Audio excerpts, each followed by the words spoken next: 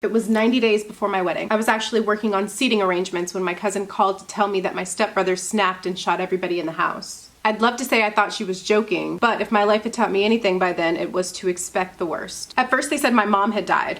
Traumatic events like that are funny in that it's kind of like playing telephone. I mourned my mother for about an hour. Then I got another call. My mother was alive.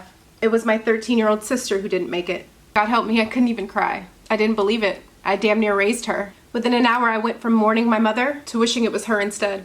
She was killed a week before her 14th birthday. Within a week, I went from ordering wedding invitations on Zola to writing my baby sister's obituary. So I didn't really have a whole lot of time to be shocked or grieve. I had to get things done. I don't think I even really cried until we visited her school for her memorial. I had been doing so good up until that point, not breaking down. But those damn kids.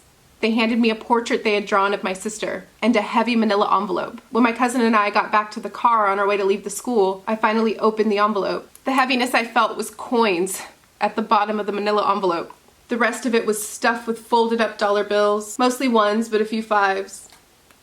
Their lunch money. They gave me their lunch money to bury my sister.